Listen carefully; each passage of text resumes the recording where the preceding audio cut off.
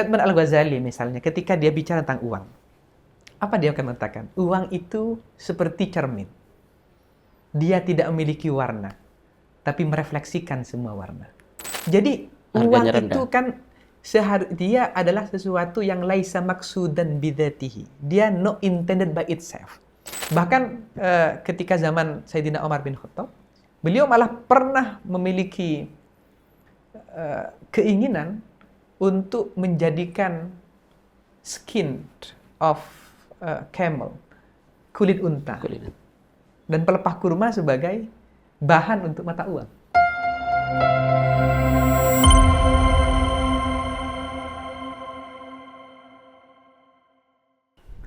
Assalamualaikum warahmatullahi wabarakatuh. Waalaikumsalam warahmatullahi wabarakatuh. Pemirsa Sidogiri TV yang dimuliakan oleh Allah, kembali pada program kita di Mujalasah Sidogiri TV. Pada kesempatan kali ini kita akan membahas terkait dengan tema aktualisasi fikih muamalah qadimah di era modern dengan narasumber kita yang istimewa, datang dari jauh, yaitu adalah Dr. Mahbubi Ali. Beliau adalah alumni dari Pondok Pesantren Sidogiri. Beliau saat ini juga menjabat sebagai Rektor STAIS Sidogiri. Beliau saat ini tinggal di Brunei Darussalam. Beliau juga menjadi salah satu dosen di Universitas Malaysia dan Brunei, serta menjadi penasehat keuangan di beberapa bank di Malaysia dan Brunei Darussalam. Ahlan wa sahlan Ustaz di Sidogiri TV. Ahlan Di bikum. program Terima kasih. Mujalasah ini. Untuk lebih mengenal Ustaz, kira-kira kesibukan Ustaz di seperti sekarang ini, baik itu di luar negeri atau di Indonesia sendiri, seperti apa Ustaz? Ya, di Indonesia tentu kesibukan utamanya adalah sebagai Ketua Sekolah Tinggi Agama Islam Sidogiri, STAIS Sidogiri.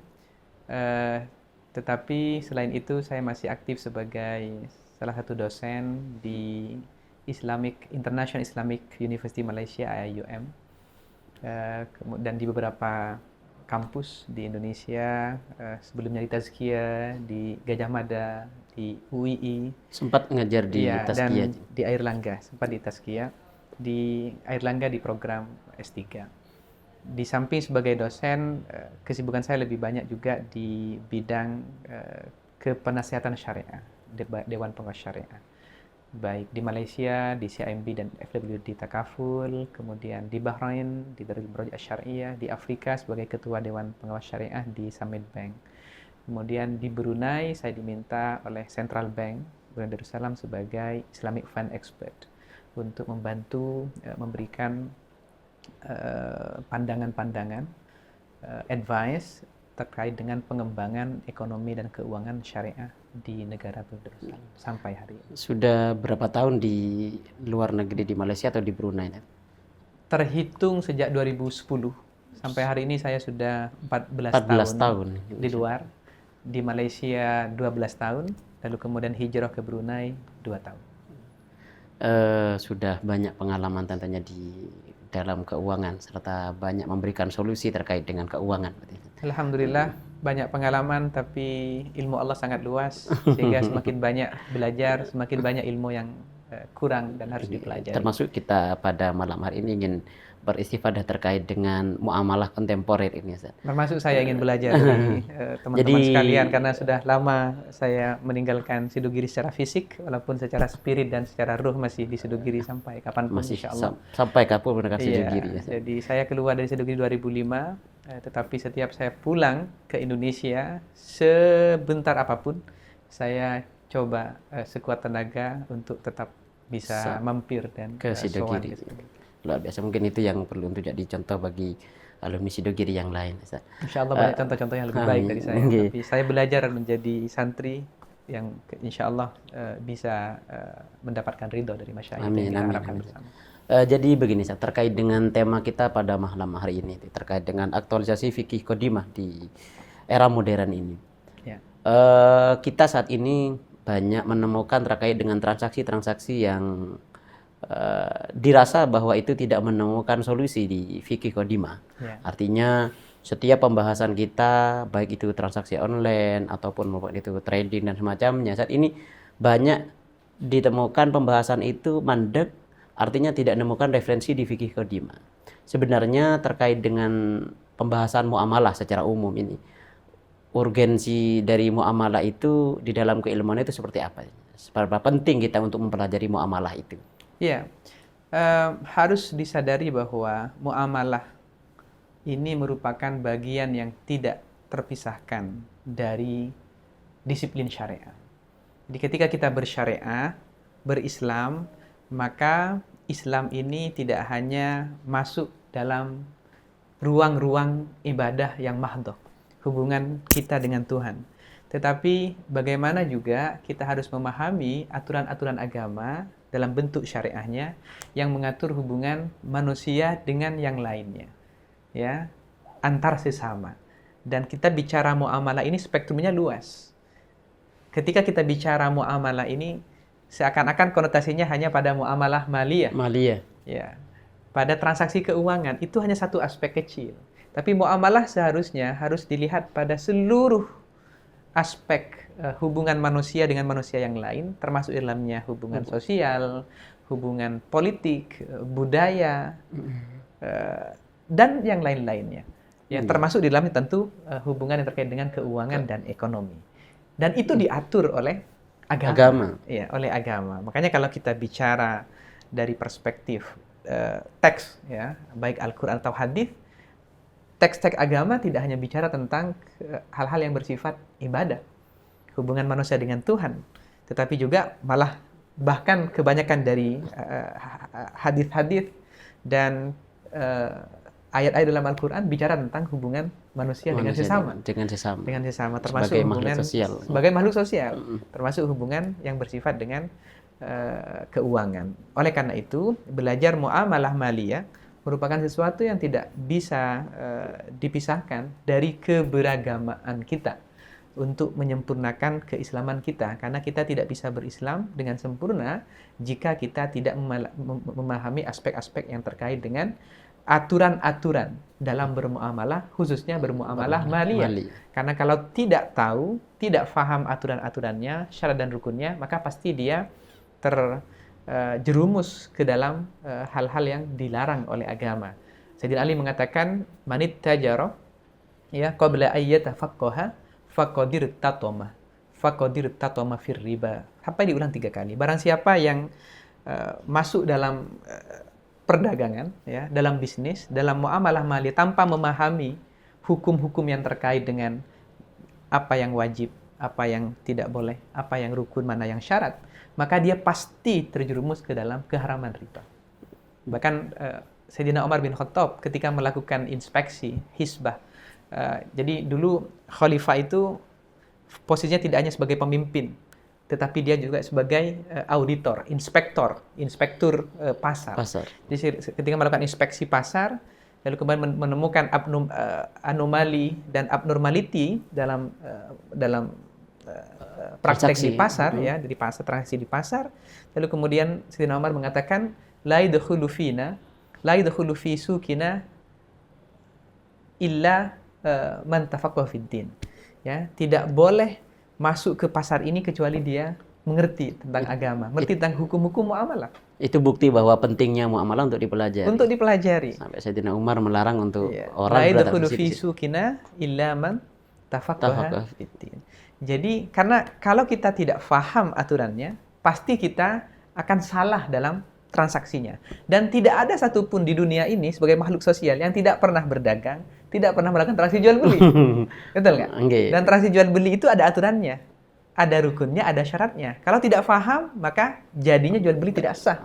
Ketika tidak sah, maka akadnya batal. Ketika batal, maka seluruh implikasi dari akadnya, baik itu harta yang didapatkan, keuntungan yang didapatkan, jadi tidak halal. Tidak halal, karena tidak berpindah kepemilikan secara aturan syarak. Aturan syarak.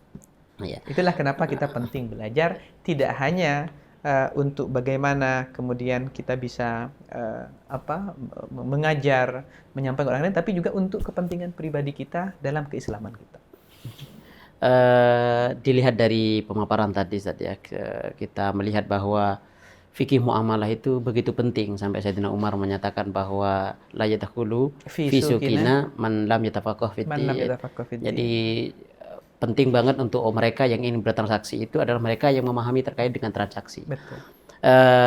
Selama ini saat kita itu mencoba untuk mempelajari transaksi itu dari kitab-kitab, dari fikih qadimah mungkin kita sebutkan. Cuma terkadang ada beberapa fikih qadimah itu yang terabaikan untuk saat ini. Kira-kira selama Ustadz menekuni terkait dengan ekonomi syariah atau keuangan itu, terkait dengan fikih qadimah yang terabaikan itu mungkin di saat ini itu apa sepertinya? Ya, saya secara pribadi ya, ketika mempelajari disiplin ini setidaknya sejak tahun 2005, hampir 20 tahun ya sampai hari ini, saya melihat sebenarnya istilah terabaikan itu mungkin kurang tepat. Lebih kepada bagaimana proses aktualisasi dari fikih qadimah ini terjadi dalam konteks aplikasi di kontemporer, di keuangan kontemporer. Jadi memang kalau kita baca, kalau kita lihat misalnya produk keuangan syariah contohnya kan, seakan-akan ini kok nggak sama nih dengan fikih qadimah gitu ya. Karena memang kondisi di lapangan, ya, kondisi lembaga sekarang itu memang berbeda dengan kondisi ketika ulama-ulama masa lalu itu bicara tentang akad-akad ini. Gitu. Dulu transaksi-transaksi jual beli, murabah itu terjadi secara sederhana, hanya antara penjual dan pembeli, gitu ya. Iya. Sehingga yang dibicarakan hanyalah hubungan antara penjual dan pembeli. Tapi ketika akad ini dibawa ke dalam lembaga keuangan syariah, maka tidak cukup hanya ada satu orang penjual, satu orang pembeli, tapi perlu pihak ketiga. Karena bank syariah contohnya sebagai lembaga intermediasi, dia bukan pedagang, dia nggak memiliki barang. Sehingga ketika ada nasabah datang untuk mendapatkan barang, contoh mau pembiayaan mobil atau rumah, maka bank perlu pihak ketiga yang bisa menghadirkan barang itu. Yang menyediakan barang yang diperlukan oleh nasabah. Maka terjadilah proses aktualisasi. Maka sebenarnya yang terjadi adalah proses aktualisasi di bank syariah, di lembaga keuangan syariah ini, kita bisa melihat dari 4 pendekatan. Jadi dasarnya tetap fikih qadim, teks-teks yang ada di Turath, tetapi kemudian ketika masuk ke dalam lembaga keuangan syariah, ke dalam aspek operasional, dia mengalami proses-proses penyesuaian, proses-proses modifikasi. Setidaknya ada 4 teknik ya dalam proses aktualisasi fikih qadim ke dalam transaksi saat ini. Yang pertama adalah pendekatan modifikasi. Ya, modified approach, pendekatan modifikasi di mana akad-akad syariah yang ada di kitab-kitab qadim itu kemudian melalui proses penyesuaian, menyesuaikan dengan tadi karakter dari lembaganya, keperluan untuk menghadirkan pihak yang lain, dan lalu kemudian sistem dan aturan-aturan keuangan dari pihak otoritas seperti OJK dalam hal ini. Sehingga proses modifikasi terjadi contoh dalam murabahah. Dalam murabahah di nas-nas fikih itu hanya terjadi antara penjual dan pembeli. Tapi ketika masuk ke dalam lembaga keuangan syariah, maka tidak hanya terjadi antara penjual yaitu nasabah, yaitu bank dengan pembeli yaitu nasabah, tapi perlu ada pihak ketiga yang bisa memberikan supply, bisa menghadirkan barang itu. Sehingga biasanya akadnya lalu kemudian menjadi al-murabahah lil amir bisyira. Sehingga nasabah perlu pesan dulu kepada bank, baru bank membeli kepada pihak ketiga, contoh mobil atau rumah yang diinginkan oleh nasabah, baru ketika bank sudah memiliki, baru dijual kepada nasabah. Jadi murabahahnya terjadi setelah beberapa proses itu. Tapi akadnya di depan? Akadnya, murabahahnya nanti di akhir ketika bank sudah beli. Sudah dapat. Jadi di awal hanya terjadi wa'ad atau komitmen dari pihak nasabah untuk membeli barang atas berdasarkan akad murabahah. Nanti kalau bank sudah beli dari pihak ketiga, lalu kemudian untuk diikat komitmennya biasanya bank minta booking, minta bukti bahwa dia komitmen, namanya hamish jiddiyah. Jadi di situ ada booking fee. Kemudian bank beli, ketika beli baru masuk pada murabahah. Jadi Jadi murabahahnya transaksinya, datang belakangan. jadi transaksinya ketika memang bank sudah memiliki Bank barang. sudah membelikan. Bahkan dalam banyak kasus, bank nggak mau beli sendiri. Karena bank hanya lembaga perantara. Dalam banyak kasus, bank meminta kepada nasabah, ya sudah kalau kamu ingin mobil, kamu ingin rumah, tolong belikan rumah yang kamu inginkan, belikan mobil yang kamu inginkan, saya jadikan sebagai wakil saya. Nanti kalau kamu sudah beli, saya jual kepada kamu. Itu namanya al-murabahah bil wakalah. Jadi itulah proses modifikasi yang terjadi. Tetapi dasarnya, prinsipnya tetap turath. Yaitu akad murabah sebagaimana diceritakan oleh Madzhab Syafi'i. Saya beli ini 1.000, saya jual 1.000 dengan margin sekian kan gitu. Oke. Tapi hanya itu tadi 2 orang, tapi kemudian masuk kepada bank, terjadilah proses modifikasi dan penyesuaian sehingga membentuk murabah lil amir bisyira atau murabah bil wakalah. Itu baru pendekatan pertama. Pendekatan yang kedua adalah yang disebut dengan al-uqud al-murakkabah. Amalgamation of contract. Jadi akad-akad yang dulu dipraktekkan di kitab-kitab fikih itu hanya satu untuk melibatkan 2 orang, satu akad pada satu transaksi. Tapi ketika masuk pada keuangan kontemporer, lembaga keuangan syariah, maka hampir tidak ada satu produk dan jasa keuangan syariah yang melibatkan satu akad. Dia melibatkan banyak akad. Contoh tadi yang murabah tadi. Banyak akad dalam satu praktek. Dalam satu produk. Dalam satu produk. Contoh dalam murabah tadi, dia dimulai dari wa'ad dulu, ada wa'ad. Lalu kemudian ada hamish jiddiyah. Lalu baru ada murabahah. Bahkan sebelumnya mungkin ada wakalah. Bahkan kalau contoh misalnya ijarah al-muntahi bitamlik gitu ya. Jadi ada ijarahnya dulu, nanti ada jual belinya. Jadi bahkan dalam satu akad itu bisa terdiri, dalam satu produk bisa ada 4 sampai 8 akad dalam satu produk. Tentu diperlukan dawabit supaya tidak terjadi gabungan akad-akad yang dilarang. Sebagaimana sabda Rasulullah, naha Rasul an bai'in wa salaf, bai'ataini fi bai'ah, safqataini fi safqah. Bagaimana itu tidak terjadi, maka disitulah diperlukan dawabitus syariah dan Dewan Pengawas Syariah memainkan peranan di situ. Iya, Itu yang kedua. Yang ketiga, pendekatan yang ketiga, selain pendekatan menggabungkan beberapa akad dalam satu produk, pendekatan modifikasi, ada pendekatan enhancement.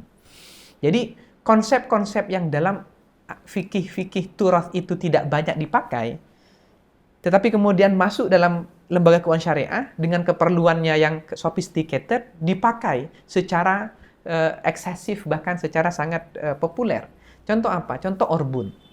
Orbun kalau kita bicara secara fikih, dia adalah jual beli dengan uang muka. Yang madhab jumhur tidak memperbolehkan, kan gitu. Yeah. Hanya Ahmad bin dalam madhab Imam Ahmad yang memperbolehkan. Tapi kemudian akad yang tidak populer ini, bahkan kemudian kebanyakan ulama tidak memperkenankan, karena ada hadis juga Rasul anil urban, kemudian dipakai oleh lembaga keuangan syariah di hampir semua produknya. Ada orbun di situ, ada uang muka di situ. Dan dibolehkan bahkan oleh lembaga-lembaga fatwa di hampir seluruh lembaga fatwa di dunia. Wa'ad, kalau kita bicara konsep janji, hampir tidak ada di kitab-kitab fikih satu bab khusus tentang babul wa'di. Tidak ada ya kan? Dalam muamalah. Bahkan kalau bicara wa'ad, kebanyakan di fikih tentang apa? Al-wa'du bil nikah, al-wa'du bil khidbah, kan? Lebih Janji ke melamar. dalam tasawuf. Dalam tasawuf. Janji dalam tasawuf, janji dalam akad-akad pernikahan. Tidak banyak dalam muamalah. Tapi ketika masuk dalam lembaga keuangan syariah, terjadi proses enhancement. Di mana akad-akad yang tidak populer ini kemudian menjadi sangat populer dan dipakai secara sangat dominan karena ada keperluan pada akad ini. Untuk menjaga komitmen, sehingga perlu wa'ad. Bahkan wa'ad sudah berkembang dengan sangat sangat masif di lembaga keuangan syariah, di keuangan kontemporer, di mana tidak hanya ada satu wa'ad, ada variasinya, ada namanya wa'dan, ada namanya muwa'adah, 2 janji, baik 2 janji yang berbeda atau 2 janji yang sama.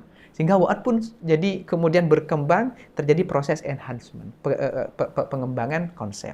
Dan yang terakhir, pendekatan yang terakhir dari proses ini tentu kadang ada situasi, kasus-kasus di lembaga keuangan syariah itu yang tidak secara spesifik, eksplisit diatur dalam teks-teks fikih.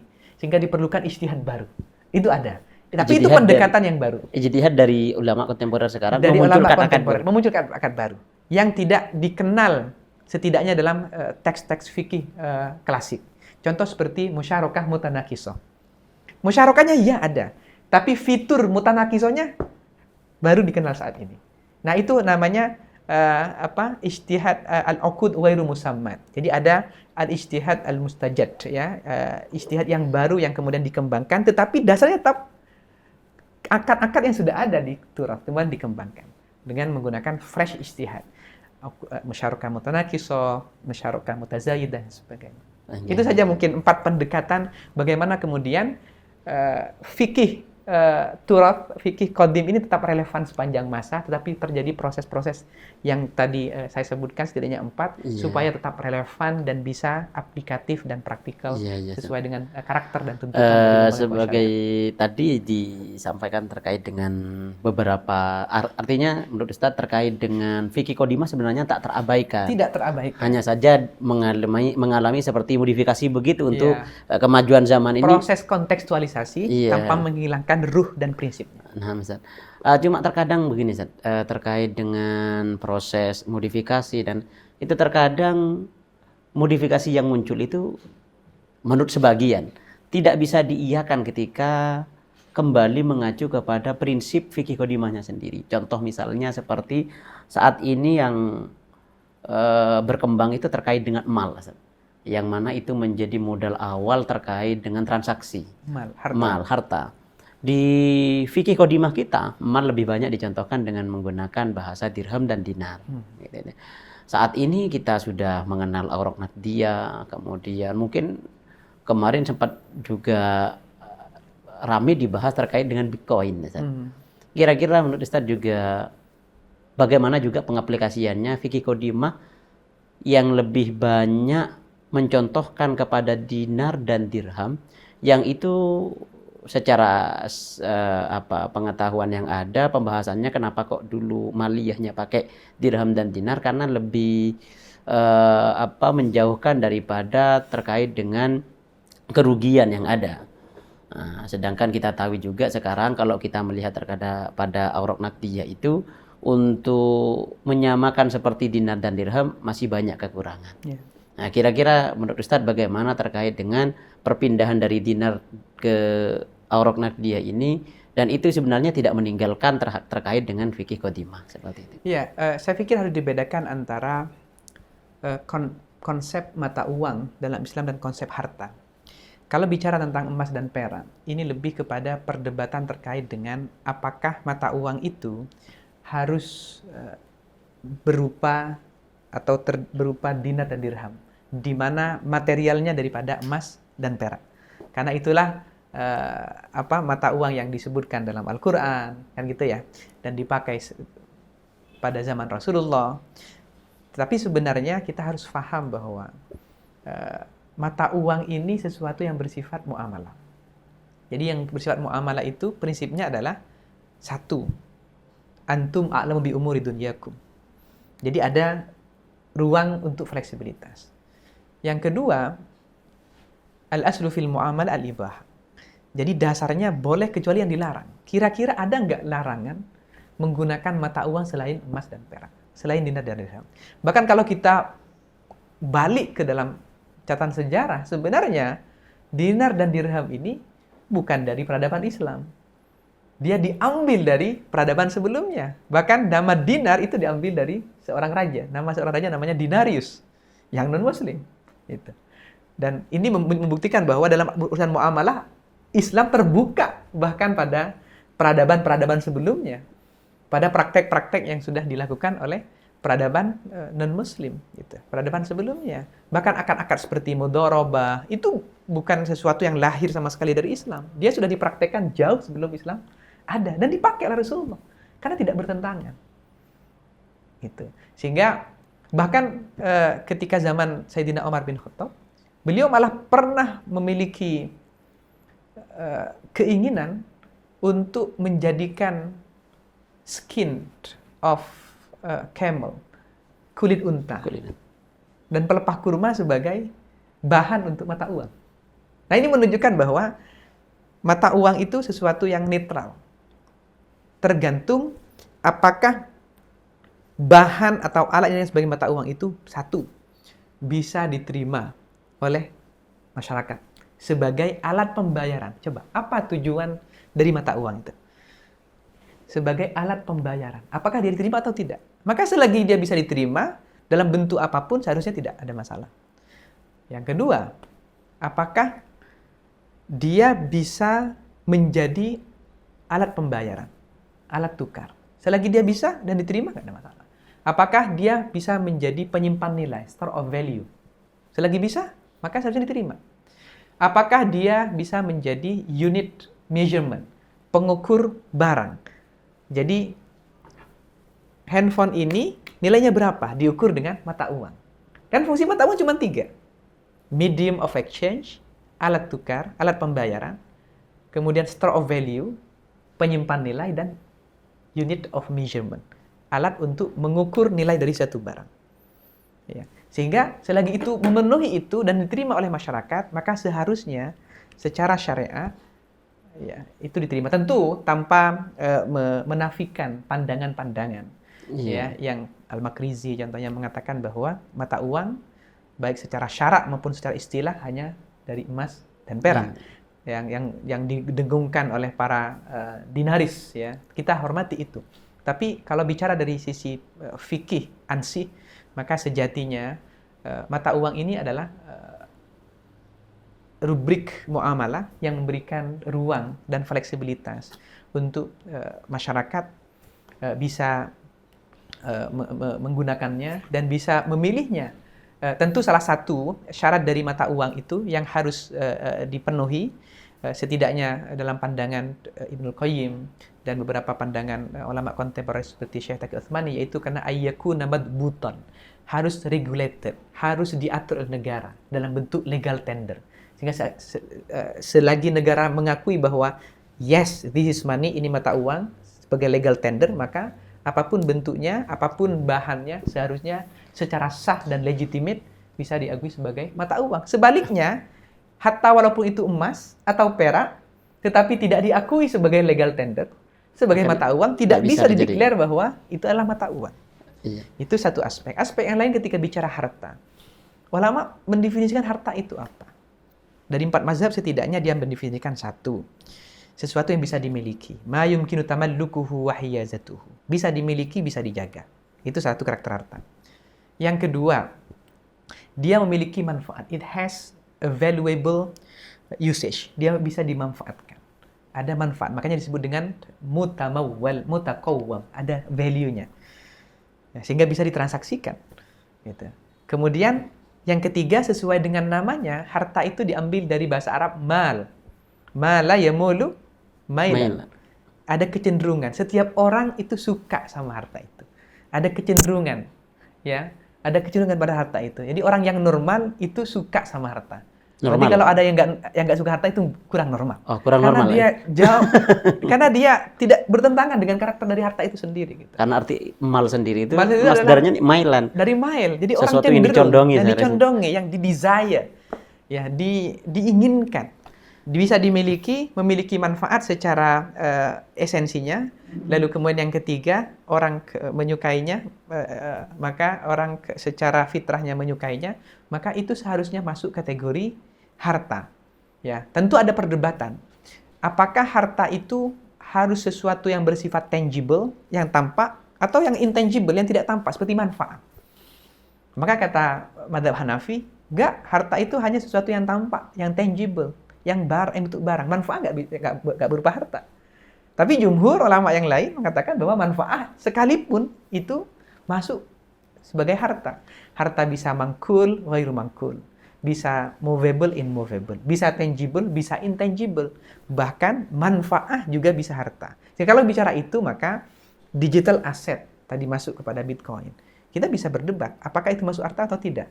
Pertanyaannya adalah apakah memenuhi kriteria dari harta itu. Itu yang akan nanti kita bahas. Okay. Jadi berlanjut dari tadi terkait dengan bahwa alat transaksi yang berkembang sampai saat ini menjadi uang kertas atau tadi sempat disinggung terkait Bitcoin.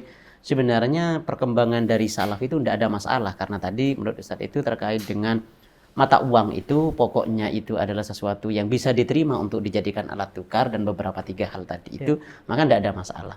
Cuma sebenarnya di banyak pembahasan itu terkait dengan ketika dihubungkan dengan akad-akad yang lain, Ustaz.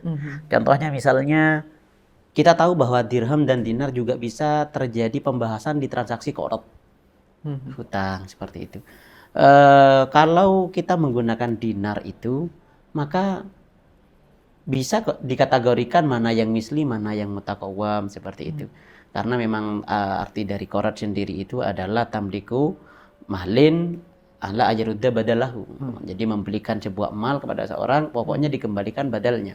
Nah, ketika kita saat ini pada uang kertas, ini untuk badalahu ini kan tentu juga perlu mempertimbangkan dari status mal. Mal itu masuk dari misli atau masuk yang mutakawam seperti itu. Jadi disitulah jadi pembahasan saat ini untuk uang kertas ini mau kita kembalikan kertasnya atau kita mau kembalikan nominalnya seperti itu. Sebelum masuk ke situ, saya ingin kembali tadi kepada status digital asset ya, atau Bitcoin. Jadi setuju bahwa hukum asalnya tidak ada masalah dengan apapun bentuk, apapun ingredient atau material dari mata uang itu selagi memenuhi kriteria dari syariat tadi. Makanya ketika NU misalnya mengeluarkan fatwa haraman Bitcoin, MUI, bahkan Muhammadiyah juga, termasuk lembaga-lembaga di dunia, termasuk Darul Ifta di Mesir, ketika menghukumi itu dia melihatnya bukan kepada objeknya saja, tetapi dia melihat lebih banyak kepada aspek-aspek yang aridi. Gharar. Adanya gharar, adanya potensi spekulasi. Karena tidak diakui sebagai legal tender oleh negara. Sehingga ketika kita menggunakannya sebagai alat tukar dianggap sebagai ilegal, sebagai aktivitas yang bertentangan dengan negara. Ini lebih pada aspek-aspek yang aridi, bukan kepada substansinya. Sekarang pertanyaannya, kalau ada satu mata uang digital diakui sebagai legal tender oleh negara. Sekarang lagi marak apa yang disebut dengan Central Bank Digital Currency, CBDC. Jadi mata uang digital seperti Bitcoin yang dikeluarkan oleh bank sentral. Kalau itu dikeluarkan oleh negara, diakui sebagai legal tender, dijaga nilainya, tidak ada satupun ulama yang mempermasalahkan, ulama kontemporer. Apa buktinya? Ini membuktikan bahwa digital asset, digital currency itu yang bermasalah bukan barangnya, bukan datiahnya, tapi aridinya. Iya, Ustaz. Kembali dari itu, Ustaz. Terkait dengan CBCD tadi, terkait dengan seandainya negara itu sudah mengiyakan terkait dengan mata uang tersebut, bagaimana dengan ketika memang ditanyakan terkait dengan penerapan fikih kodimahnya, bahwa di fikih kodimah itu semua bentuk transaksi itu kepada sesuatu yang berfisik. Jadi tapi manfaat nggak berfisik. Dan memang manfaat la tanfaku anil ain. Iya, tetapi manfaat juga bisa alal ashkhas kan. Bisa melekat kepada orang. Iya. Dan bagaimana mengukur manfaatnya itu, ujurahnya contoh. Itu kan juga intangible sebenarnya, ya kan?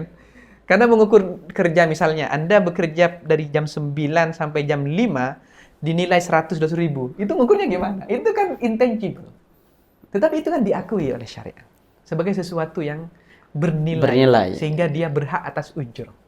Manfaat yang tidak cuma ya gitu, memang saat ini memang kalau kita dibaca di kontemporer, memang mereka menyatakan bahwa hal-hal yang seperti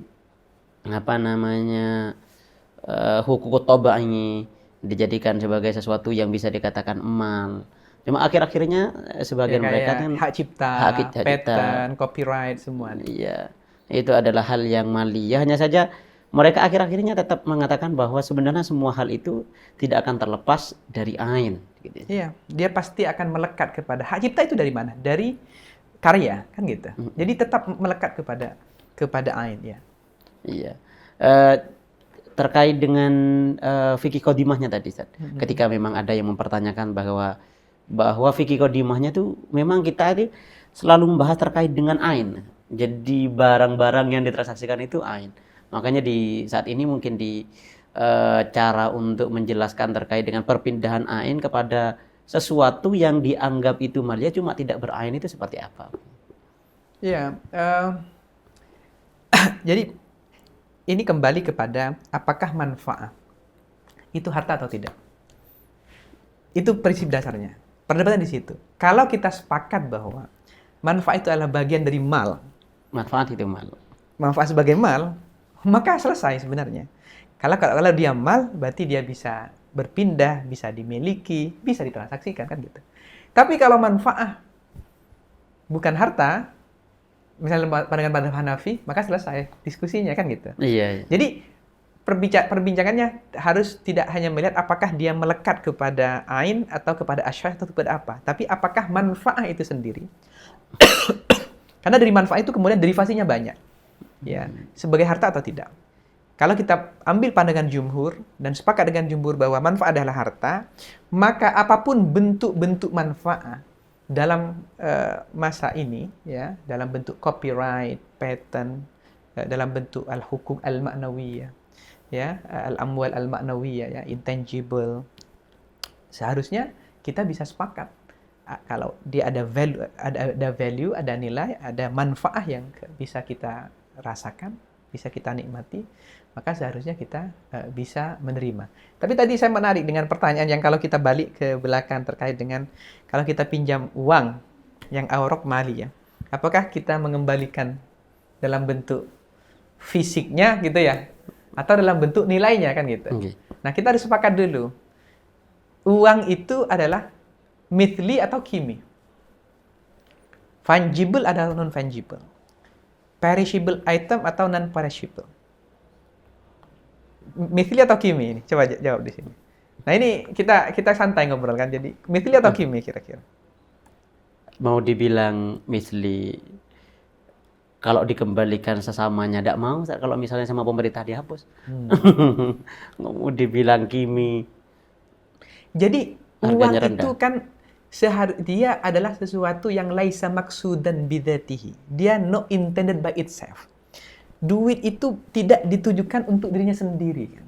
Iya. Dia ditujukan untuk alat tukar, untuk menghasilkan barang dan jasa.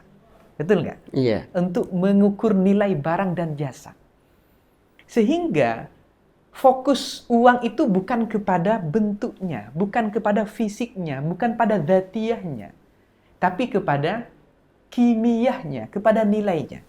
Makanya ulama mengatakan bahwa an-nuqud la tata'ayyanu bit-ta'yin. Money is not specified by its specification. Duit itu tidak bisa kemudian di-tag bahwa ini duit saya pinjamkan kepada kamu, nanti kembalikan.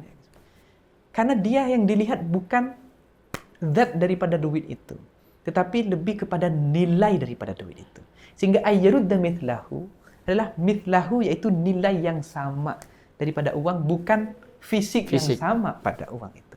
Kalau itu terjadi tadi, maka akan menyusahkan. Nanti ketika misalnya fisiknya ini sudah tidak diakui oleh negara karena dia sudah mengeluarkan print, bentuk fisik dalam bentuk print yang baru, ya kan? Iya. Maka akan susah. Gitu. Makanya kita harus melihat dari sisi apakah dia sebagai mithli atau kimi. Kalau kita sepakat bahwa itu kimi, maka yang dikembalikan adalah kimiyahnya, nilainya. Karena dia secara karakter la tata'ayyanu bit-ta'yin. Makanya menarik. Statement Al-Ghazali misalnya ketika dia bicara tentang uang. Apa dia akan mengatakan? Uang itu seperti cermin. Dia tidak memiliki warna, tapi merefleksikan semua warna. Money is just like a mirror. It does not have a color, but it reflects the entire color. Karena duit dia hanya sebagai alat tukar. Dia tidak bernilai secara dzatiyahnya, tapi dia merefleksikan nilai itu. Merefleksikan nilai-nilai yang ada. Sama dengan cermin. Dia tidak memiliki warna, tapi dia merefleksikan warna-warna yang lain. Ketika Anda berbaju hitam, bercermin, maka keluarlah refleksi warna hitam. Ketika kita berbaju putih, lalu bercermin, maka keluarlah yang berbaju putih. Itulah fungsi dari uang. Iya. Menarik statement itu. Sehingga kita bisa menilai dan bisa mengapresiasi dari bagaimana fungsi uang itu, kita bisa memahaminya, dan bagaimana kita kemudian mengaplikasikan dalam konteks court contohnya. Oke. Mungkin ini yang jadi pembahasan kita jadi sudah banyak menyampaikan hal-hal yang baru, Ustaz. Jadi terkait dengan keilmuan itu. Mungkin ini yang terakhir kita terkait dengan kita ini yang tentunya kami yang bagian dari masih dalam menggeluti fikih qadimah ini. untuk bisa lebih maksimal untuk pesan Ustaz mungkin terakhir ini di dalam menguasai fikih muamalah sehingga kodimahnya bisa kita pegang kemudian bisa aplikasikan kepada fikih yang kontemporer. Ini pesan Ustadz bagaimana ya, sebagaimana pengalaman Ustadz terkait dengan pengalaman Ustadz di fikih kontemporer ini. Ya, baik. Jadi pertama kita harus kuasai ya turath yang bicara tentang akad-akad dalam muamalah dalam 4 madhab. Itu sangat bermanfaat sebagai dasar kita ketika kita melakukan aktualisasi dan implementasi. Nah, bagaimana kemudian kita imbangi pemahaman kita itu? Maka kita imbangi dengan pembacaan dan pemahaman kita pada fatwa-fatwa keuangan syariah kontemporer. Karena itu adalah terjemahan dari akad-akad muamalah yang dijelaskan dalam turath, dalam kitab-kitab fikih. Di Indonesia kita ada fatwa DSN yang bicara tentang aplikasi-aplikasi akad-akad syariah di kitab-kitab turath dalam konteks kekinian. Di Malaysia kita ada fatwa yang dikeluarkan oleh Syariah Advisory Council Bank Negara Malaysia. Di Brunei Darussalam kita ada SFSB, fatwa resolusi yang dikeluarkan oleh Syariah Financial Supervisory Board.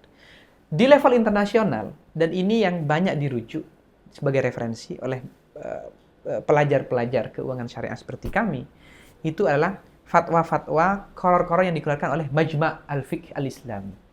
Ya, itu yang sangat koror-koror itu menjawab pertanyaan-pertanyaan kekinian, tetapi tetap menggunakan basis turath.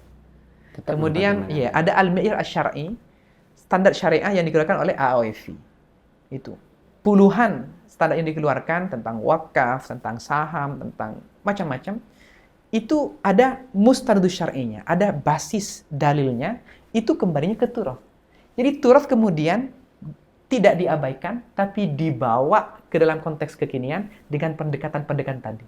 Apakah pendekatan modifikasi, pendekatan kombinasi, pendekatan enhancement, atau fresh ijtihad. Jadi untuk menyempurnakan fikih muamalahnya perlu untuk kembali merujuk kepada fatwa-fatwa kontemporer yang dilakukan oleh lembaga-lembaga fatwa di dunia. Banyak sekali. Ada dari Dalla Al-Barakah, dari Ar-Raji, dari Kuwait Finance House, dari Dubai Islamic Bank. Semuanya banyak dan bisa dibaca di internet. Tinggal kita mau atau tidak membaca.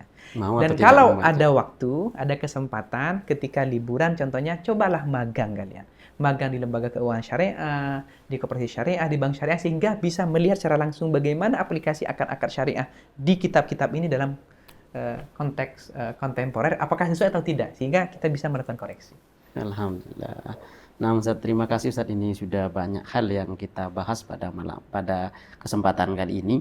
Jadi mulai dari kepentingan kita di dalam fikih muamalah, kemudian terkait dengan amal tadi kita bahas panjang, dan alhamdulillah terima kasih Ustaz atas penjelasan pada kesempatan kali ini. Alhamdulillah pemirsa Sidogiri TV, kita sudah membahas panjang tadi dengan beliau terkait dengan fikih muamalah, baik itu fikih muamalah qadimah, kemudian yang dilanjutkan dengan fikih muamalah kontemporer seperti itu, dan sudah banyak hal yang dibahas oleh beliau tadi, baik itu terkait dengan pentingnya bermuamalah, kemudian terkait dengan bagaimana fikih qadimah itu tetap pakai di fikih kontemporer ini karena rujukan-rujukan para fatwa itu tetap kepada fikih qadimah seperti itu.